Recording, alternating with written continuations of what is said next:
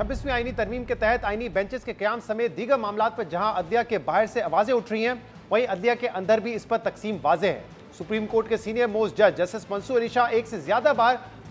खतूत लिखकर 26वीं आईनी तरमीम के खिलाफ दायर दरख्वास्तों पर फुल कोर्ट बनाने का मुतालबा कर चुके हैं, मगर चीफ जस्टिस याह्या आफरीदी ने इन खतूत का पहले तो जवाब नहीं दिया, लेकिन आज सिंध और पेशावर हाई कोर्ट में एडिशनल जजेस की तकर्री के लिए होने वाले जुडिशल कमीशन के इजलास के दौरान चीफ जस्टिस याह्या आफरीदी ने जस्टिस मंसूर अली शाह के खत का जवाब दे दिया है। ज़राए के मुताबिक इजलास में chief justice of Pakistan justice Yahya Afridi ने कहा कि 26वीं आईनी तरमीम के खिलाफ दरख्वास्तों की समाअत का फैसला आईनी बेंच कमेटी करेगी। ज़राए के मुताबिक जुडिशल कमीशन के इजलास में 26वीं आईनी तरमीम को फुल कोर्ट के सामने समाअत के लिए मुकर्रर करने का तस्करा हुआ और जस्टिस मंसूर अली शाह ने 26वीं आईनी तरमीम के खिलाफ दरख्वास्तों को फुल कोर्ट के सामने रखने की बात की, जिस पर चीफ जस्टिस याह्या आफरीदी ने जस्टिस मंसूर अली शाह की मुखालफत करते हुए कहा कि 26वीं आईनी तरमीम के खिलाफ दरख्वास्तें किसने और कैसे फिक्स करनी है, ये आईनी कमेटी तय करेगी। ज़राए के मुताबिक चीफ जस्टिस याह्या आफरीदी की राय को जुडिशल कमीशन की अक्सरियती मेंबरान ने सपोर्ट किया, जबकि चीफ जस्टिस ने यह एतराज़ भी उठाया कि जुडिशल कमीशन को यह स्कोप ही हासिल नहीं है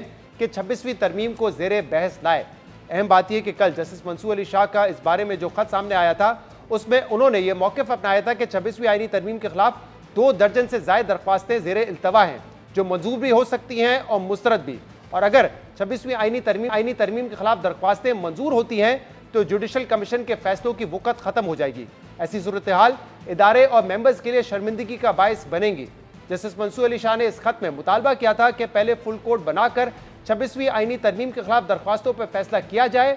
उन्होंने मौक़िफ़ अपनाया था कि आईनी तरमीम के तहत सामने आने वाली नई शिक 191A मखसूस मामलात आईनी बेंच के सिवा किसी और बेंच के सामने ना लगाने की बात करती है,